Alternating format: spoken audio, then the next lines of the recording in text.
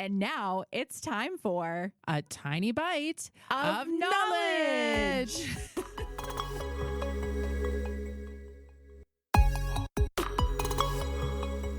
You know what's been really weird about 2024, Sarah? I don't, but I'm sure you're going to tell me. I feel like there's been so many northern lights this year.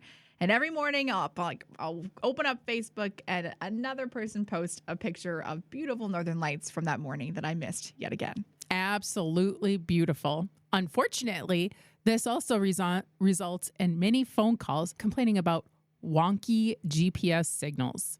Have you ever thought about exactly what GPS is? Yes and no, but I feel like we're going to talk about it. I think we should.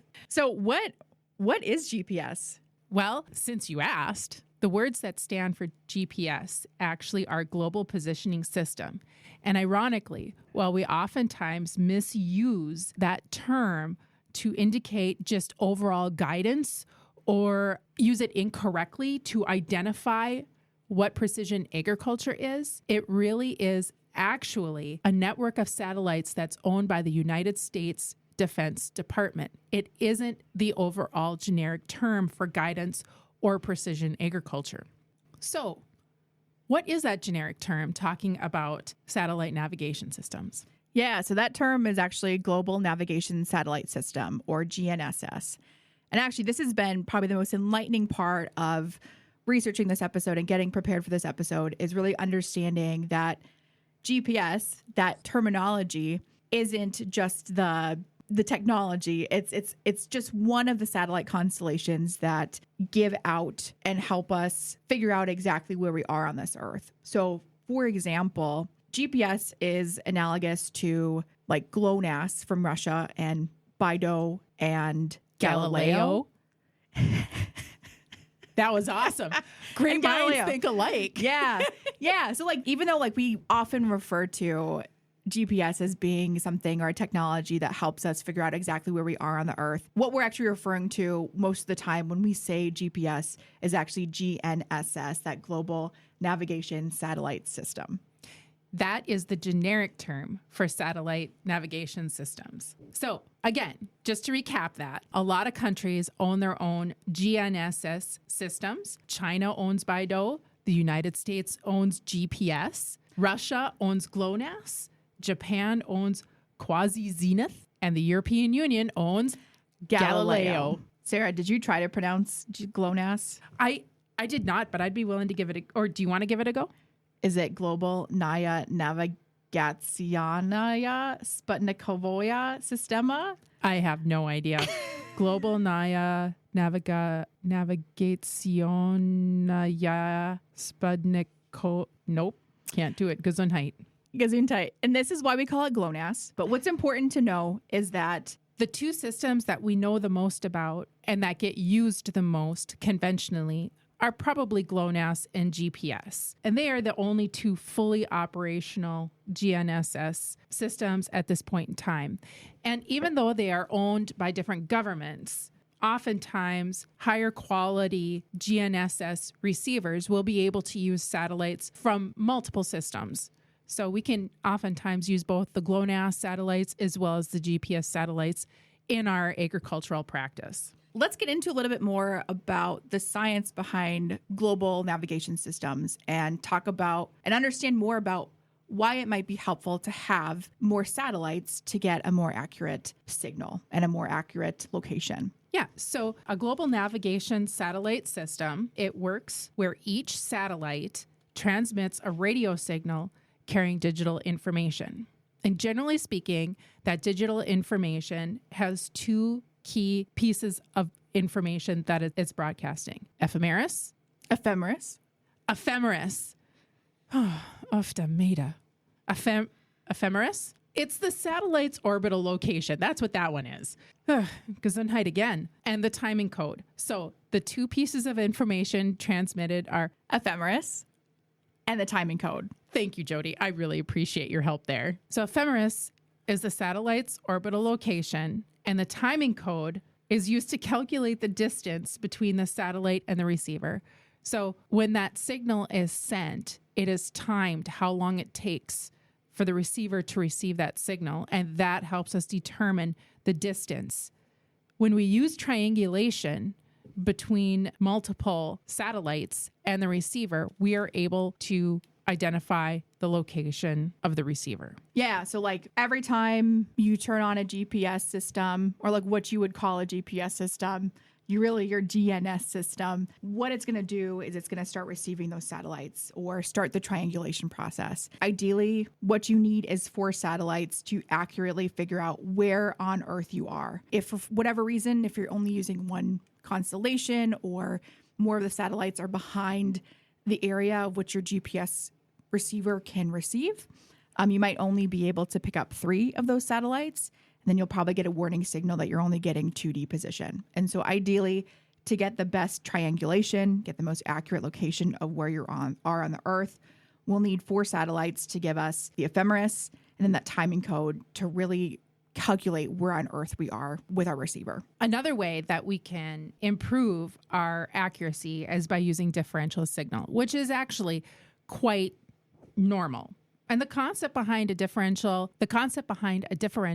signal is that there is a base station on the ground someplace, and that base station's location is precisely known. And so it will receive information from the satellite, which is obviously mobile in the orbit. And because it receives that data and the base station is stable, it can back calculate any errors that might occur and communicate that to the rover receiver, which rover means the mobile receiver, like what you have in your car or in your tractor. That's the receiver that's moving. Probably the most common correction system for a differential GNSS system that gets used in the United States and probably Canada is the WAAS system, the Wide Area Augmentation System. And what that is, WAAS is made up of 38 wide area reference stations. These are base stations that have known locations, precisely known locations. And because of their precisely known locations, they're able to determine differences in the orbital location of the satellites, as well as the timing code that might be coming down to that base station, communicate that with a number of master stations. And those master stations actually generate out a correction code for any differences that might be occurring every second. And because of that, we are able to have widely available differential GNSS guidance. And there are actually 38 wide area reference stations. So 38 of those base stations that we think about for the WAAS signals. And they are located throughout the United States, some in Canada, some in Mexico, mostly throughout North America. So Jody, we're sitting here in Halstead, Minnesota. What are the closest wide area reference stations for the WAAS system to Halstead? San Juan, Puerto Rico. Just kidding. That's not the right answer.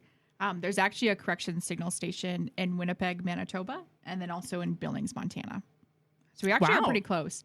But there are better improvements beyond just WAAS correction, as all of you have probably experienced using a GNSS system in your life. The WAAS correction is pretty common, right? It's what you use in your phone's GPS setup, really basic satellite receivers. They're probably going to use the WAAS correction before they start asking for payment for a better correction. When you start getting into thinking about, okay, I want more accurate location for what I'm going and doing outside in the field. And especially if you're working on drainage or you really need elevation data, it's really important that you have something more than just the WAAS correction or the WAAS differential signal to determine your location. And that's where the concept of RTK comes in. And what's really great about RTK is that typically in an RTK system, you're going to have a base station that's located a lot closer to you than just the known, one of the 38 known reference stations in the WAAS system. And so ideally, especially if you're working on elevation, you're going to want to have an RTK base station within at least 1 mile of you. And so that's going to really help to improve accuracy of your signal and get you the best elevation data and location data for what you're doing out there in the field. And again, it's working on that same concept that we're working with WAAS. RTK base station has a known location. We know exactly where it is on the ground. The RTK base station is the base station. So the whole purpose of it is to do the same kind of corrections, just more exactly. but they do have improved algorithms and techniques within there. So they have very much so improved mathematics. So one thing with an RTK base station, instead of having to rely on a reference station like you do in WAAS that might be hundreds of miles away, you can purchase an RTK base station and have that correction closer to you in the field that you're working on. And there are other benefits of RTK too that I'll let Sarah talk about. So when you have that RTK base station, the whole concept of RTK, it is a differential GNSS system. That's what RTK is. But the difference between a normal differential global satellite navigation satellite system and RTK is that there are upgraded algorithms and mathematics and calculations and techniques that get used for making those corrections from satellite errors so that you have a more precise location. And RTK does get the accuracy down to like centimeters or inches rather than a couple of feet that you would normally see from a WAAS signal. And that's really important, especially when you're thinking about something like drainage. In drainage, we really need to make sure that we've got our elevation information accurate. And if you're in the Red River Valley of North Dakota, northern Minnesota, like we are right now, where there isn't a whole lot of changes in elevation, you really need to make sure that you've got extremely accurate information. When you get farther away from your RTK base station, you can keep your guidance driving straight for quite a few miles away from your base station, but your elevation accuracy will drop off quicker the further away you go. In other words, you'll be able to drive straight down the field and stay on your row farther away from your base station as compared to when you're trying to do elevation work with your RTK.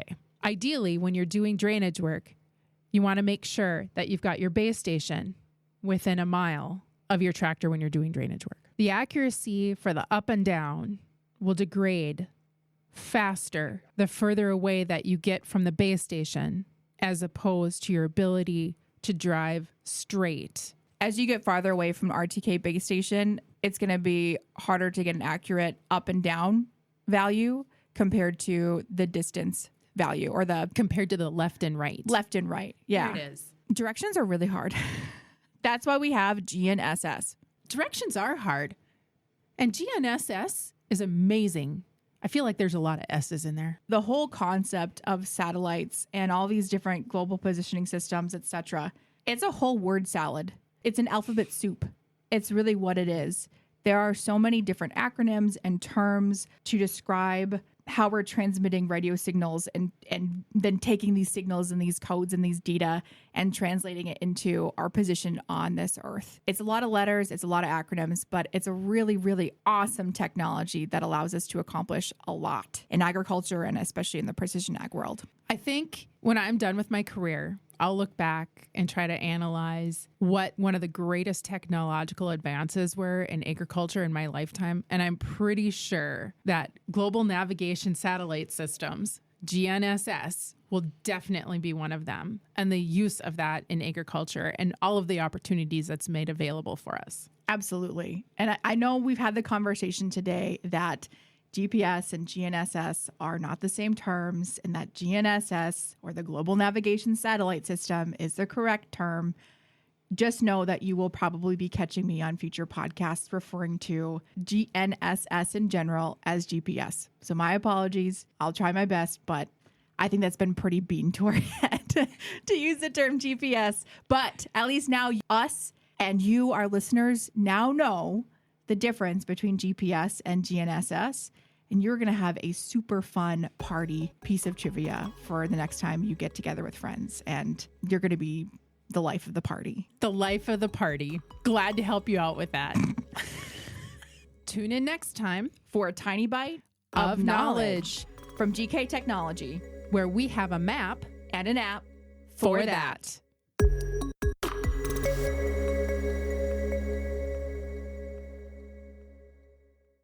Let the geeks at GK Technology help you with your agricultural data. Their agronomists know agriculture. When it comes to creating soils and zone maps to maximize yields in your fields, you can trust the people with decades of experience in site-specific agriculture. Everyone at GK Technology has a background in agriculture, so they know what makes a farm run, and they speak your language. The geeks at GK Technology have a map and an app for that.